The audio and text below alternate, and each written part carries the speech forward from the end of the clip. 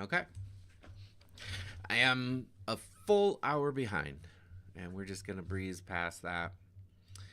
Uh, we have transformed this run from a two-man run into a three-man run, at least temporarily. Let's see. We just rescued Roland. And now it is time to move on to Garangoth Thorm. I finished my first complete honor run near the end of last week, actually.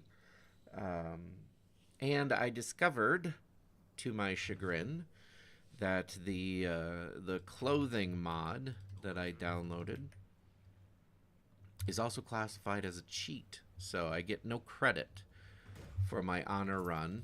And as the mod is also active on this run, get no credit for this one either. So naturally I started another honor run without any mods. I took another look at the clothing mod, trying to figure out what that was all about. And I don't know if for Larian it's just any mod. If you have any mod active, then you automatically don't get credits. Or if it was that mod specifically, I did identify that one because I noticed the clothing that you can put on your characters has spells. Has spells on it. Adds spells to your character that you don't otherwise have. So upon noticing that, I figured, okay, well, this one for sure is cheating. You shouldn't have those spells, so of course that's going to be a problem. So anyway, we're still going to press on in this honor run. Still going to lean into our confidence in the throwing build. I'll be dropping Astarion soon, but not going to get credit for it, which kind of took the wind out of my sails, to be honest. That, and I had a couple other projects that I wanted to focus on, so I kind of took a little time away.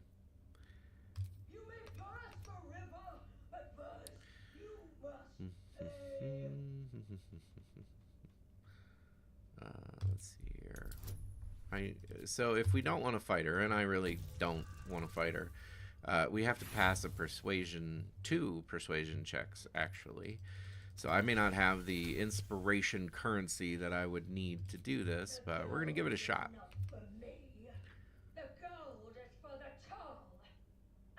No bonus on any of these, and I have a -1 on charisma. That's wild. Well, 21 seems unlikely, but you know what? We're gonna take a shot at it. We got a critical success. I don't know. It just works out. So now she feels guilty. She wants to give it all back, but she is deeply cursed by her greed. And so even giving up 1 gold piece destroys her. And gives us all the XP. If you are not playing honor mode, she also drops a boatload of... Oh, look at this. I guess in honor mode it happens too. She drops a lot of gold. I don't remember if it's like 900 or 1100, maybe only 500 in this case. Maybe it's variable. I'm not sure. I generally don't run around and loot the visages. They don't have any inventory. But I do use the Alt key quite a lot here to find all the gold. I don't know exactly what it totals all up to, but in an honor mode run, you are very poor most of the time. You know, basically, like I said, all the way until Act 3. At some point in Act 3, you have all the items that you want, and you're just not poor anymore because you don't need gold anymore. So that's nice. But all right, so let's look at that. These are the gloves of Battle Mage's power. So if you hit with a spell or a cantrip that uses a weapon, basically booming blade. I don't know what else there is. You gain arcane acuity, which gives you a +1 bonus to your attack rolls. And spell difficulty. So if you're casting spells and you have arcane acuity, apparently it goes up a level. And it does this for each remaining turn. So, you know, if you can build up, I think the cap is 5 or 7. I'm not an authority. So let's say it's 7. So if you build up 7 stacks of arcane acuity, then that means you have a +7 to your attack rolls, and your spell difficulty gets upcasted by 7 levels. I don't think that's exactly what happens. Okay. It's not that your spell gets upcast. It's that if an enemy makes a roll, gets to make a roll against your effect, the number that they have to have goes up by you know, whatever the stack amount is. Very, very good in general, but I don't think it fits my build very well. Also, I already have the gloves of uninhibited Kushigo, which I will be replacing later. Usually in honor mode, in throwing runs, I just keep these gloves for the whole game because the additional 1d4 damage gets added to everything that happens with your throw. So it ends up adding up to a lot more damage. But somebody pointed out a different pair of gloves, which I can't remember at the moment. I believe in Act 3, which do a lot more than that. So I'll probably be changing these later on. But I'm not using the gloves of Battle Mage's Power. Would it benefit Karlach? No, because she's also not, like, Furin's not using Booming Blade. She's not really using Booming Blade, so they're pretty useless to me in this run. All right, let's move on. So we're level 8, Eldritch Knight, which just means that we get another spell from the expanded spell list. So generally speaking, I don't want enemies to be close to me, so Misty Step is a really strong contender here. I do have, you know, quite a few spell slots to work with. Not like a wizard or anything, but, you know, I'll have more than enough to support that, so that's a strong contender. Mirror Image is like a huge armor booster, but really more effective if people are hitting you, so I think that makes Misty Step a stronger choice. False Life can give me a bunch of temporary hit points to start off with. That can be nice, but again, I'm not really planning to have people, so yeah, I think it's Misty Step is basically it. All right, and now we're gonna finish off our ability score improvement. We're gonna get our strength all the way up to 20 at long last. So that's that for Furin. That's his level 8. And for Karlach, she's a barbarian. The only thing that barbarians get at level 8 is a feat. And so she's going to do the same thing. Strength, strength. Now they're both at 20 strength. Very good for fighters. And I guess we've got Astarion, so we're going to level him up here. We'll just keep him a cleric. Let's see. Freedom of movement would be nice if I have enough level 4 spell slots. Essentially, he's just a buff machine for me. Yeah, I don't want to put too much thought into it. It's fine. Let's see here. He went with Warcaster for his first ASI, so I'm going to take him to 19 wisdom. Not a real huge benefit in 19 wisdom, but it's fine. It's whatever.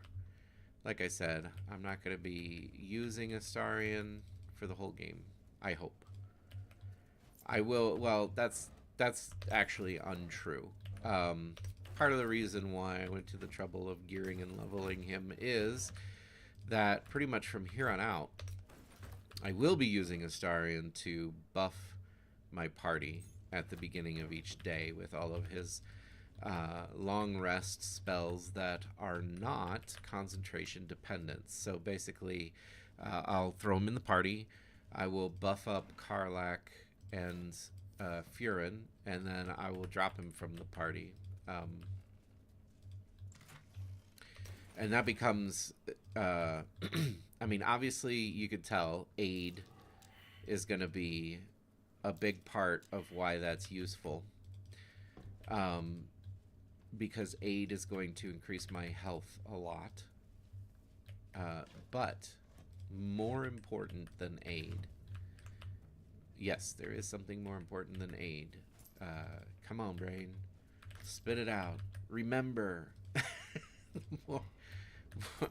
More important than aid is Hero's Feast. That's what I'm trying to remember. Hero's Feast gives you fear immunity. Very, very important. I do have a small cold, so excuse my coughing. Anyway, fear immunity, super important, mostly important in the fight against Orin. My very first and my farthest honor mode run, prior to the one that I just finished, was foiled at Orin. And the way that I approached Orin was to have Hero's Feast on, and then I also had every character in my party wearing a fear immunity piece of clothing. Piece of clothing that granted them fear immunity.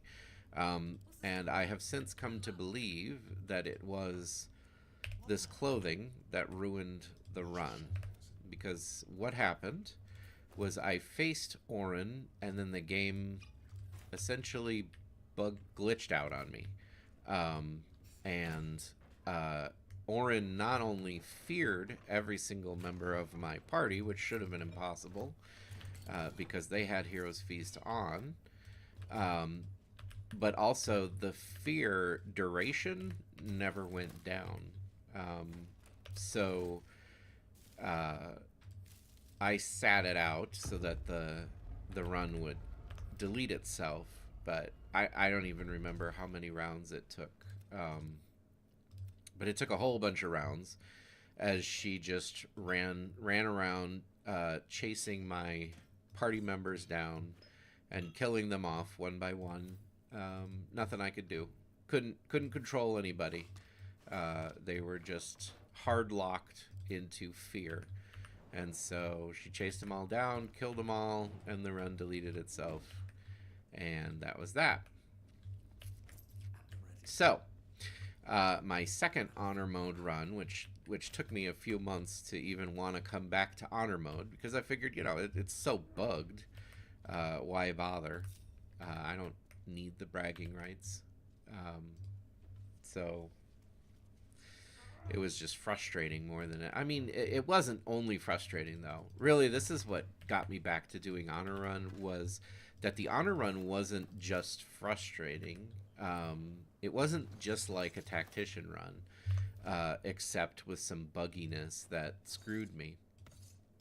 I think the honor run is actually interesting in a lot of ways. Like they changed the difficulty of the fights. They add new mechanics and things, and I think, you know, that's pretty cool in my opinion. And so ultimately that's what brought me back to doing another honor mode run, was that I really enjoyed the increased difficulty in the new mechanics. So I decided to try again, and I started up a whole bunch of honor mode runs, and I can't remember who I finished with. I finished with somebody. Oh, I finished with my, I wanted to do, like, head, heart, and hands, so, you got Shadow Heart, and I had a character named Shadow Head, and I was going to, get somebody else to make a custom character with me so that I could have Shadow Hand, but that didn't happen, didn't work out, so it was just Shadow Head and Shadow Heart, but it was, you know, it was a pretty basic,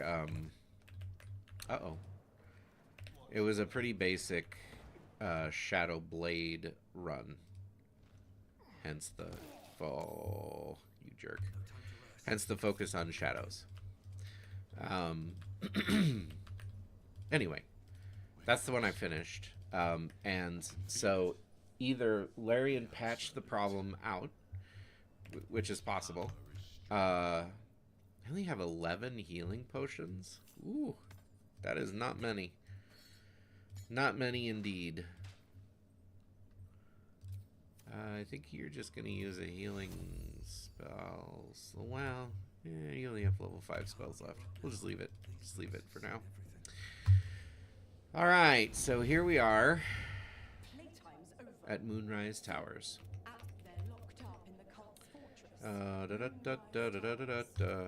We will mock her, and then we will make a condition of helping her. This is going to be difficult. We did fine. Let's see. She's going to make fun of us, but she will ultimately agree. And then we can head on into Moonrise Towers.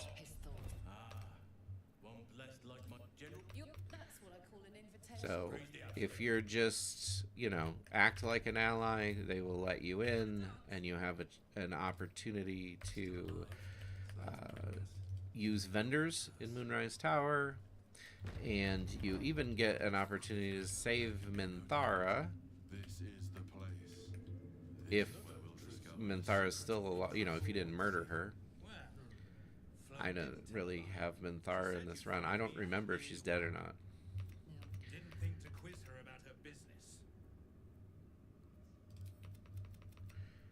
Alright. Okay. Let's have it.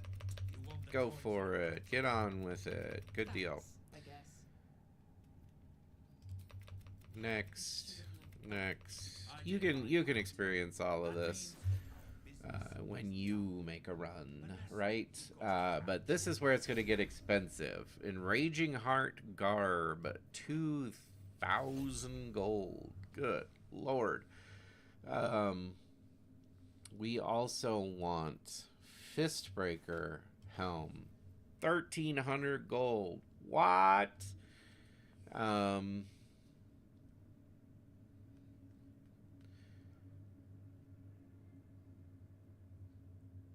At this point in the game, I believe normally I would want Sentinel Shield because this has +3 bonus to initiative, which is amazing. It's huge. It's game changing. You want to act first is the upshot.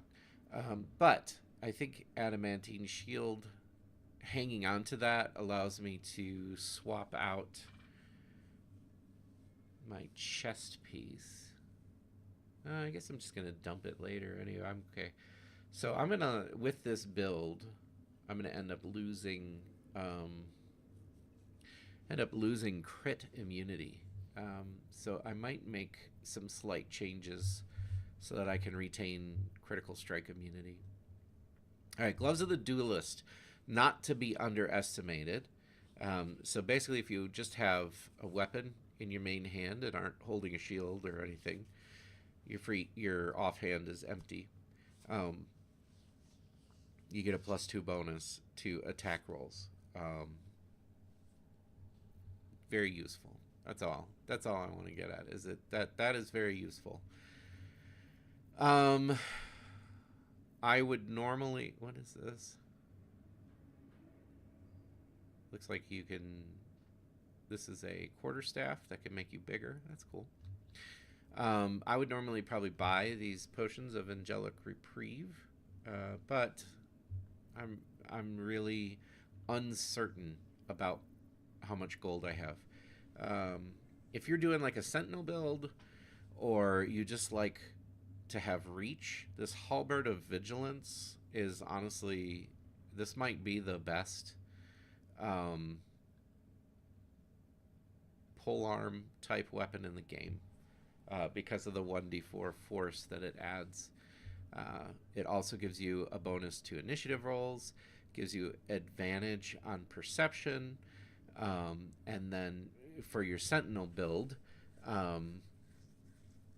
your sentinel attacks are made with advantage. It's custom made for a sentinel build. It's super powerful. It's a great one. So yeah, sentinel shield and the halberd of vigilance are great. Gloves of the duelist are situationally pretty good. That's what Lantarv has. So this is almost 4,000 gold worth of stuff. So I think we probably just empty our inventory here to try to balance things out. Only 600 gold he's offering. Yeah, he's a jerk. We couldn't even make it to 1,000, but that's okay. It is what it is. We want the stuff.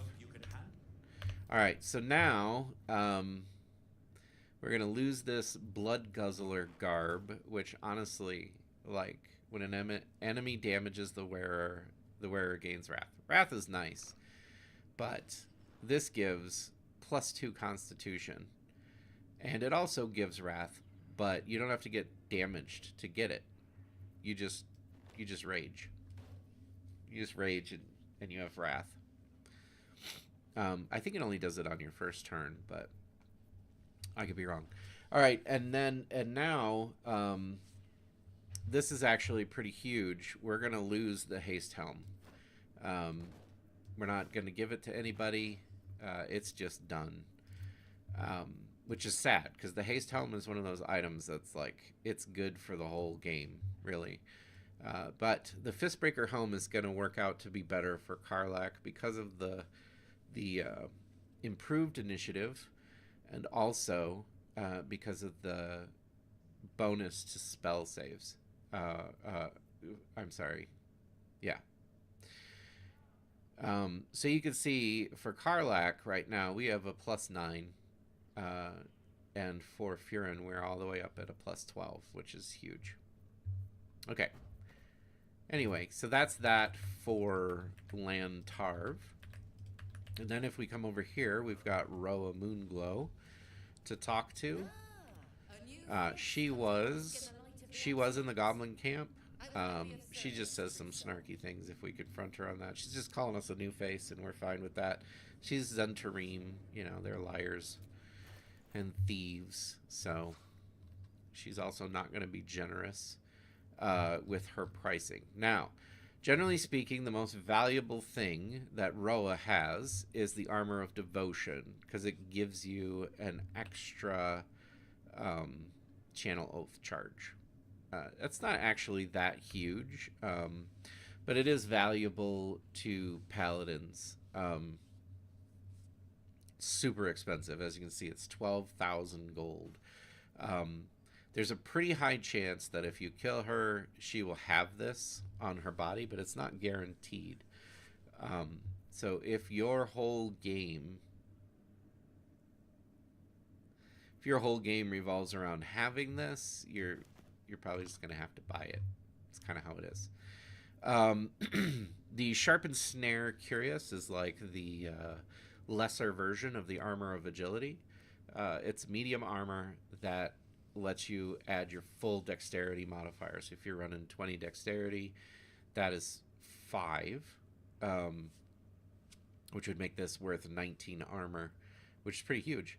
Obviously the Armor of Agility is better because it starts at 17, so 17 plus 5 is 22. That's better. Excuse me. Sorry. Um, but the thing, so I got the marksmanship hat. It's a pretty minor thing, but gives me a +1 to ranged and thrown attack rolls, which the headband of intellect is kind of nice in a utilitarian way for when I have to make an intelligence roll. This is better. Well, this is better at least for combat. We'll we'll we'll put it at that. It's better for combat, maybe not better overall.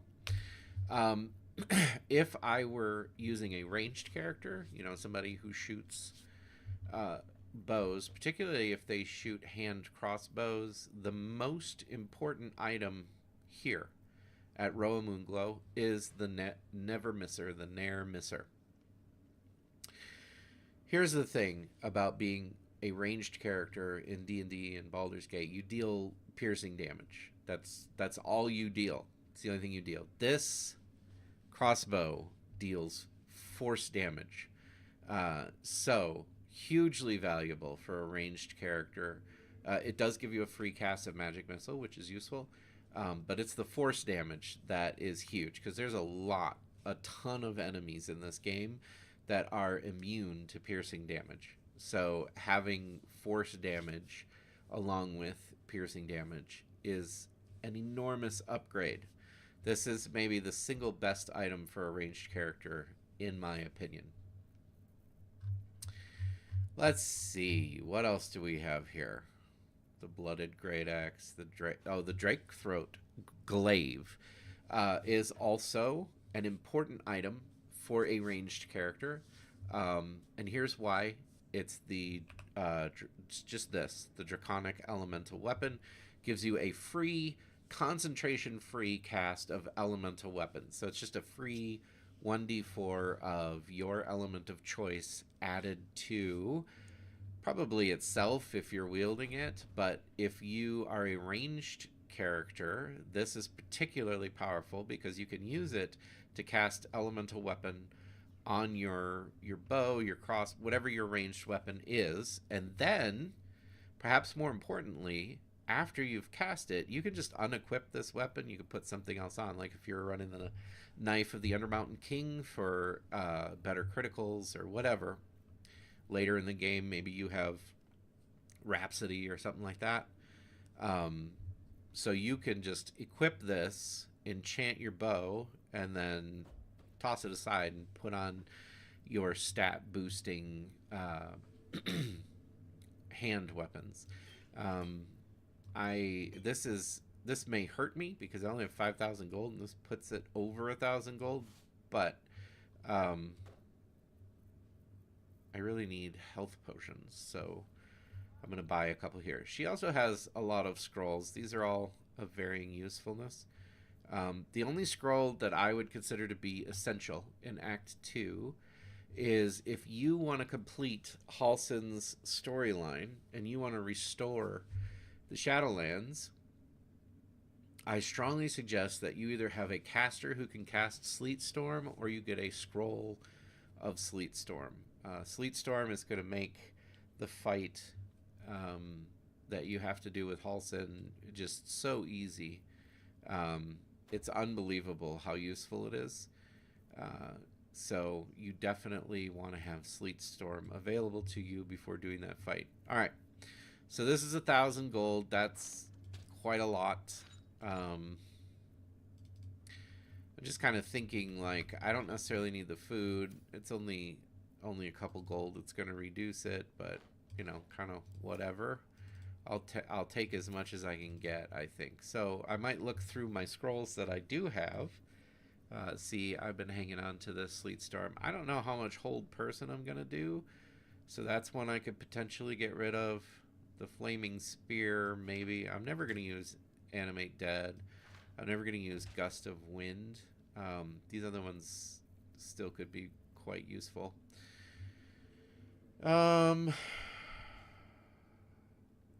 Yeah, I think that's it. That's it for Roa.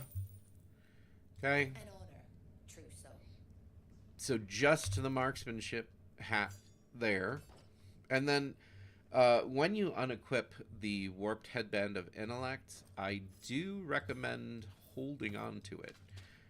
There may be specific instances coming up in the game where it's going to be super useful to have that handy. So I would say just throw it in a bag, but keep it around. Okay, and now the third vendor is over here. It's Araj Oblodra. Oblodra. I think you can get her to say it if you want to know how to say it. I'm not super concerned. Oblodra. There you go. Alright, so she's going to offer to make a, like a...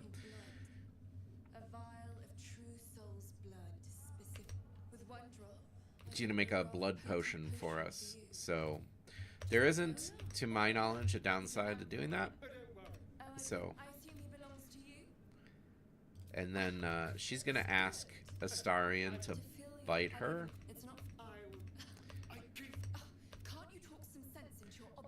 And even though it might feel awful to do it, I strongly recommend you guilt him into biting her. And he'll do that, and then he'll vomit all over the place. But what's most important, what will come out of that is you'll get a potion of everlasting vigor, which permanently increases your strength by 2. So your highest damage person is the one you want to put that on. I'm going to stick with Furin. He's going to be our highest damage person. And that's that. And you could do the same thing with like all your party members. Not getting the potion of vigor. You can only get one of those. But you can get the blood potions, which do various. They have various different benefits, if you want. I only think that the half-elf ones are worthwhile. That's my take on it.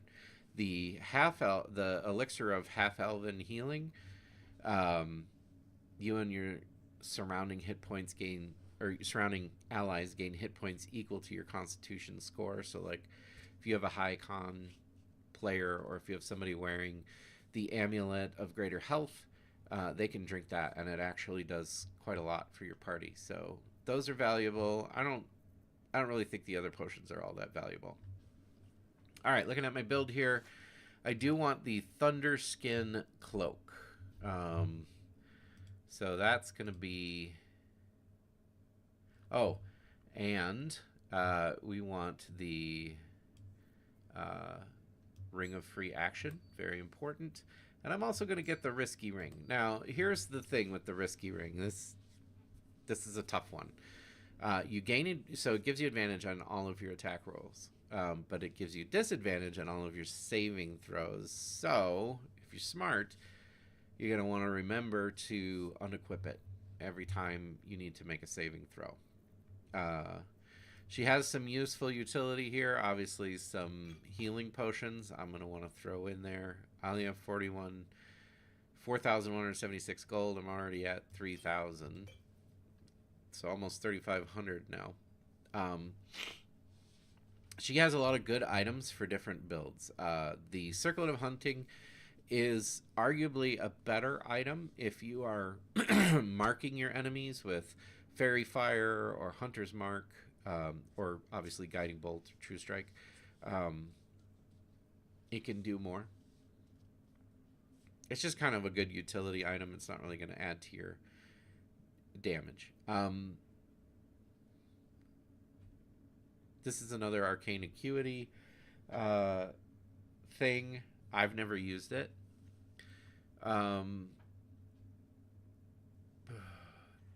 That's a nice mage robe if you don't have anything better. It's not particularly powerful, but it's nice. And then these are boots where if you dash, you get a different arcane thing called Arcane Charge. So if you have an enemy next to you, that's what threatened is, then you get a +2 bonus to damage. These are situationally very useful. There are some spellcasting builds that I'm thinking of, like a Way of the Four Elements monk using the flame palm strikes. These boots very helpful for that build, but not really generally helpful, in my opinion. Again, all in my opinion. Anyway, she's gonna take all my gold now, and I'm fine with it. Because this is going to more or less... I still don't have... Oh no, I do. I still don't have the items that I'm going to get off of fights. So basically the lightning jabber, which is Furin's weapon, because he hasn't really had a weapon since I had to give the returning pike to Karlach. So the lightning jabber is going to be great. And then the killer's sweetheart, which comes from the Gauntlet of Shar, that's going to go to Karlach.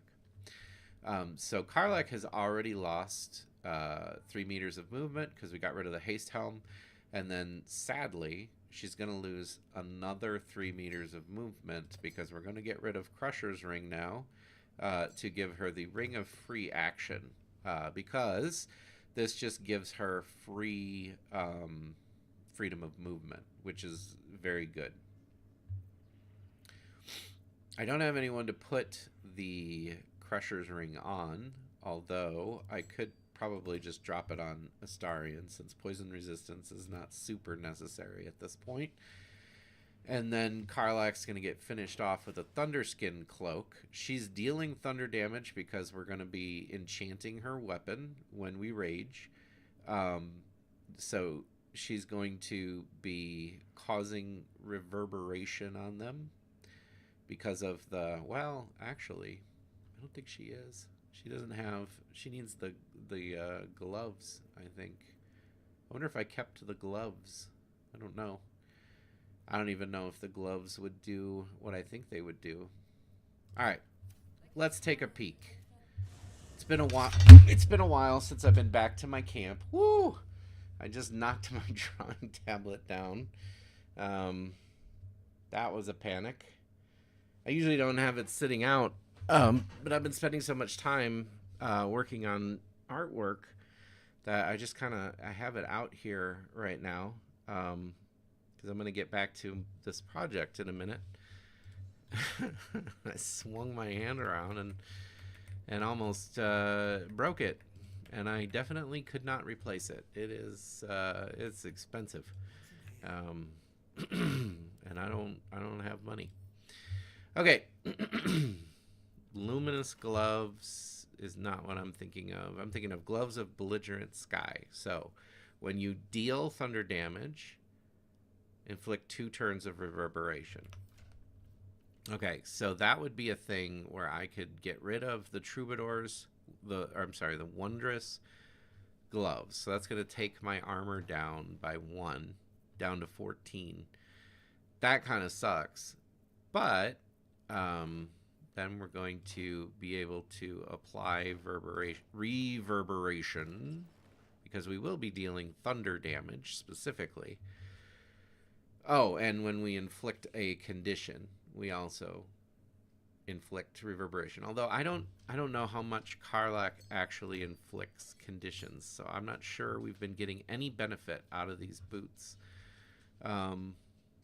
But in any case, we're going to take that -1 to armor. We're going to take it, and we're going to be okay with it. Because I think this is going to have some great benefits.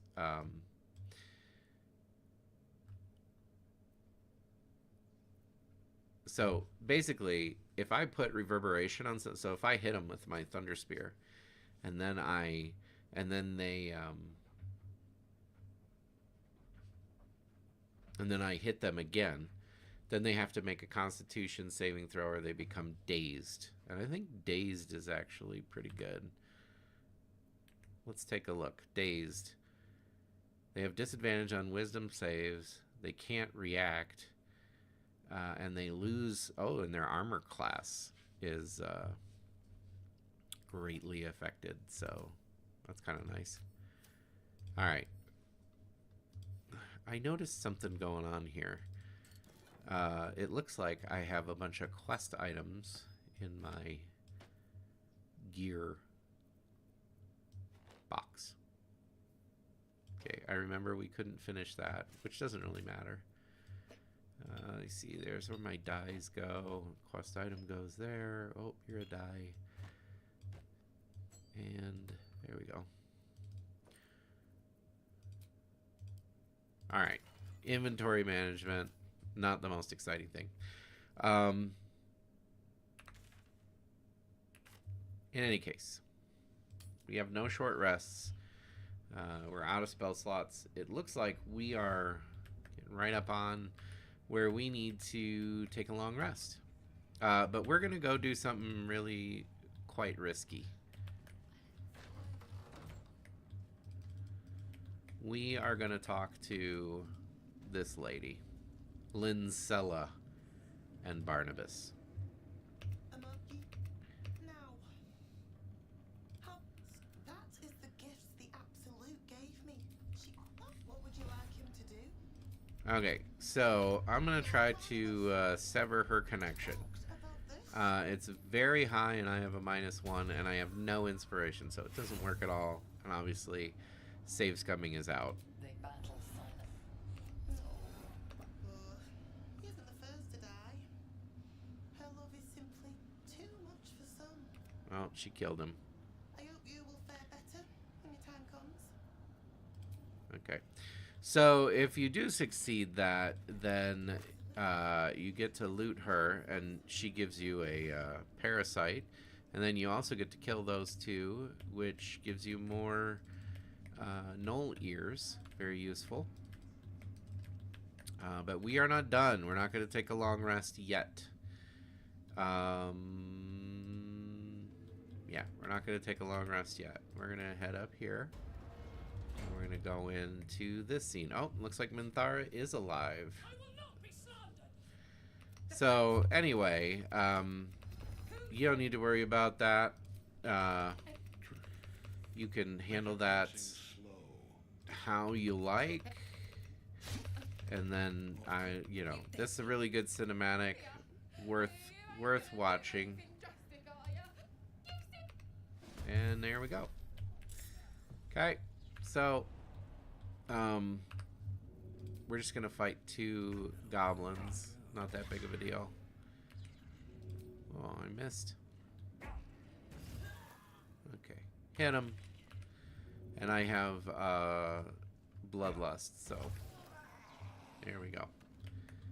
Easy peasy. Now, what I would like to do at this point is probably take a long rest. It's probably time for that. So I'm gonna come up here and do that. Get that out of the way. Alright, so here's the deal with Moonrise Towers. They kind of set it up. It's this big set piece of Act 2, and eventually, since we did save Last Light Inn, the Harpers are going to mount an assault against Moonrise Towers. Basically, they're going to wait until I figure out a way to make Ketheric Thorm not immortal, and then we're going to assault the towers. Now, I don't know if you saw while we were running through, but there's a lot of people in there. So generally, that is a very tense and difficult battle. I hope we end up seeing our friend. When I was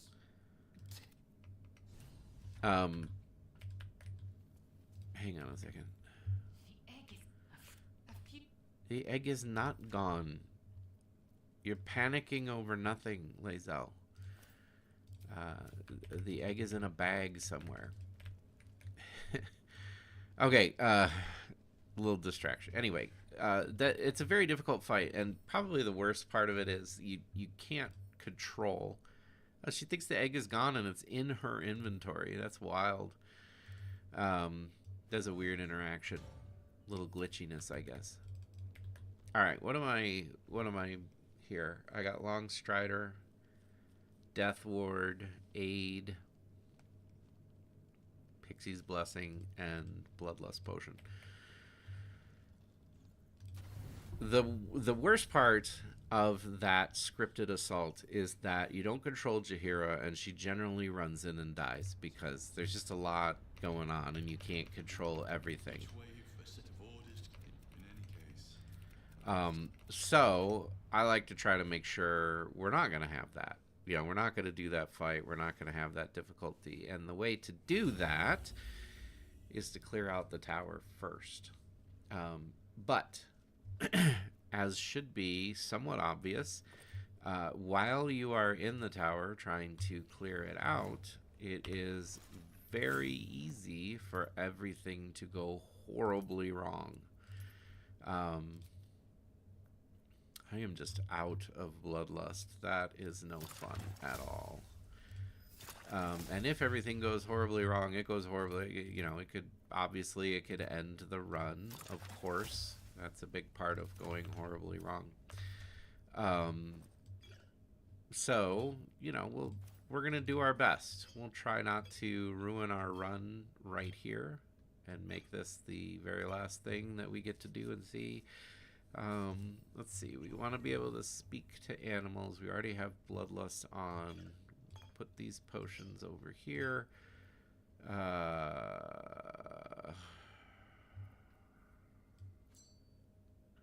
Do I have any saving throws coming up? I don't think so. Oh, I guess maybe one right off the bat. So we'll let that ride for a minute. Let me see. I'm the one doing this. And obviously I want to bind my weapon, so that's super important.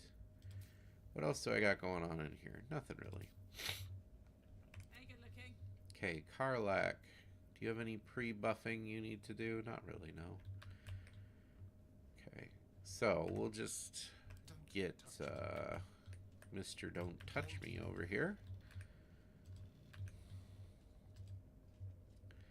And you're going to camp cast all of our buffs. So, biggest aid possible.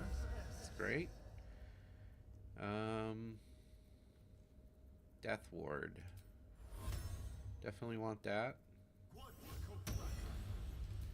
You don't have freedom of movement, but I am all out of level 4 spell slots, so I guess you don't get it. And we can do a warding bond, why not? Gives him an extra armor. Probably should have done it with Karlak, but you know, whatever. It's fine. Let's move. At least things have stayed interesting. Okay, I think we're all buffed up. It's time to do this thing. Alright, so I think I'm going to have a saving throw when I talk to Zarel here. General Thorm's prayer, even you. Excellent. The goblet, no. Her mind tons. I seem like to Now, have there's a chance she physically. finds you out here when she's going through your mind. You can roll against that. Or you could just straight up prevent her from finding out. Caution. And she gave me everything I wanted. Why not? She gave me the power to cut the but I can caress. And the best way to do That's it. Play along. Okay. but we have lost contact with him. The Shad but don't. So, you can get her to kill her own guard, Gluric. Now, that's not guaranteed. You have a chance for her to do that. Which is why Here we go. I like to do it that way, I guess. Like I said, it doesn't guarantee that she kills Gluric, but she could. Okay, so now we're going to come out here, and we're going to go ahead and just have Astarion open this up. Boom. Assaulting someone. Yep. Fear me. So now we really just want to kill this guy. There goes nothing. And I'm going to fail at that by missing him entirely. Oh, I forgot to put my ring on. You see? You see how badly things can go? I could kill him here. I hope. Okay, looking up. Things are looking positive. It's possible. Yay! He died. And then obviously we want to kill Acolyte Dane before she runs and gets help. Unfortunately, I had to burn Action Surge to do it. It's okay. Good idea, Carl. Easy peasy. Just kill them because they will add when you attack Zarel. Now, the thing that is the most difficult to deal with is the wandering floating eyes. So, the thing about those scrying eyes is they're immune to everything. And that's super annoying.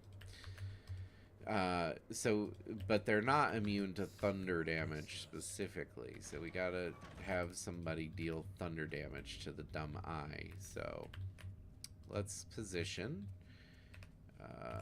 We want Karlak to be like here, and then if we can get you to take out the eye, that's ideal. Ideal. I don't have any scroll of chromatic orb though, so it looks like it's probably Furin who's gonna have to take the eye out. And the eye went away. I feel like Thunder Wave would be really useful here, but I don't think I have Thunder Wave. Indeed, I do not. Look at this, I have a free spell slot.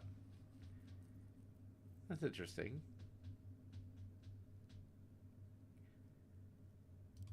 And I'm not concentrating on anything. I don't want to concentrate on that though. I have Thunder Wave.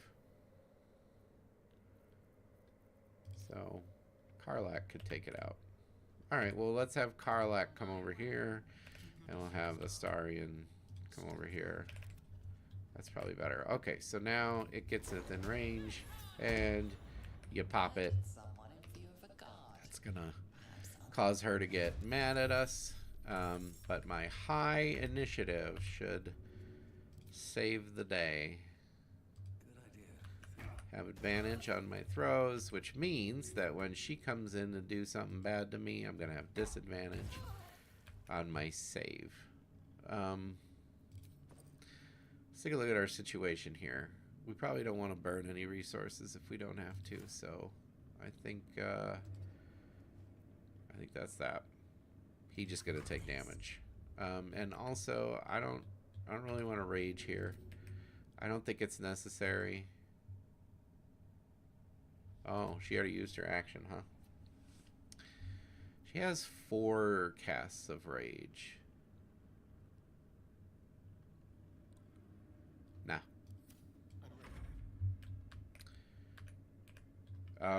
So I could try hold person.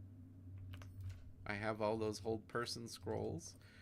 Not a super high chance that it's gonna work, but let's give it a shot. Oh, she's gonna counterspell me. Some free damage. I'll just hide. He's weak.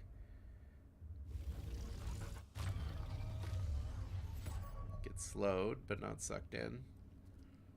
And she's gonna wanna hurt Furin. Okay. Gotcha.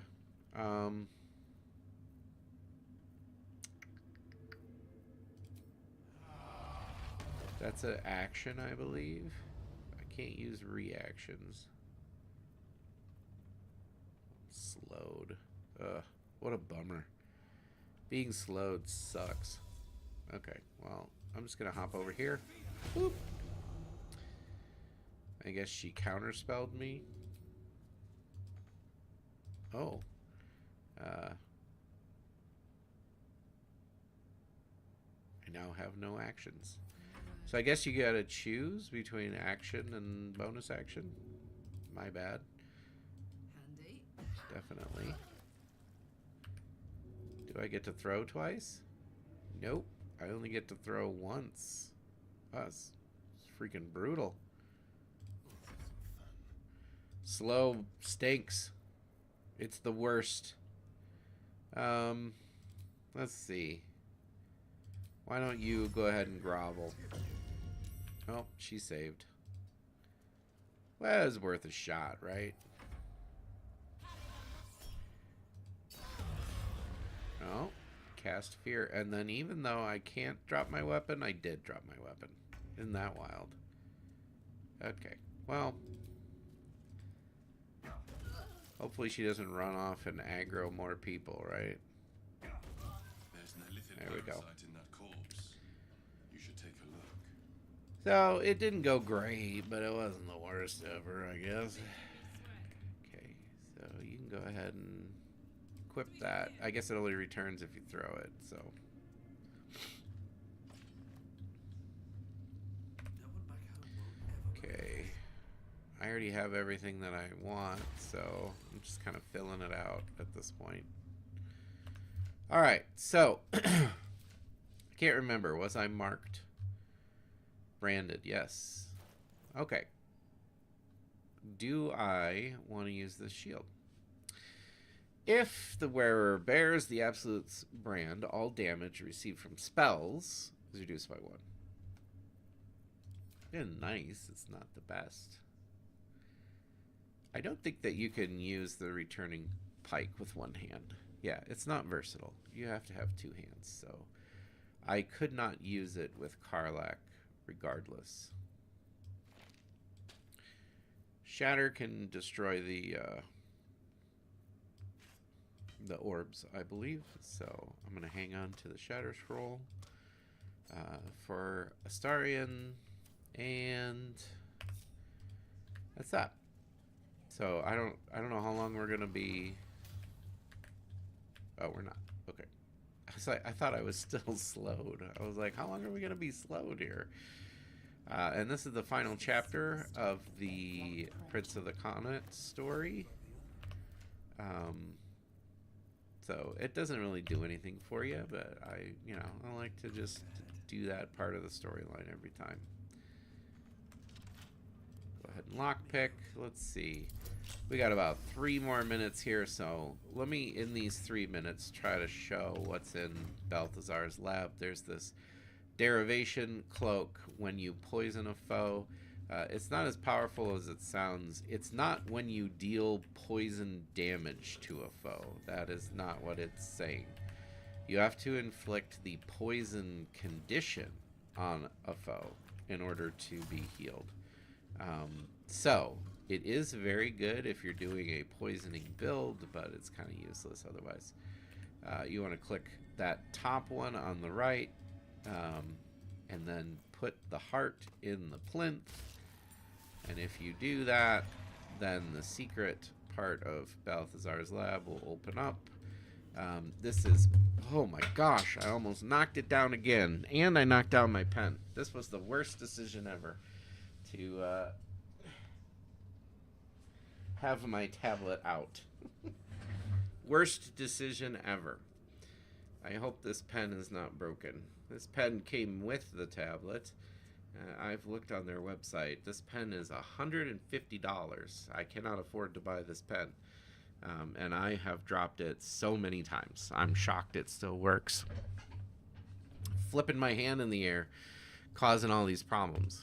Anyway, this is particularly important if you are a Frost Mage, such as the Immortal Iceborne build that I have, because you very much need the Cold Brim hat, because you want that encrusted with frost application. That is very powerful and very important to the build. Not so important otherwise.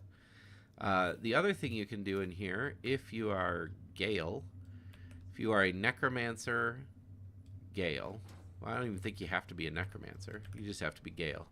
You can combine a Dead Pixie with a Shadow Lantern to create a weapon that allows you to summon one of those shadows as an ally. It's actually a very, very powerful weapon. But we don't have Gale, and we're not going to do it. Okay. Well, that's basically it for now. We've done well. We didn't alert the whole Moonrise Tower, which is definitely a danger. And we managed to kill Zarel. And so next up, we're going to clear the second floor entirely. But that is for next time.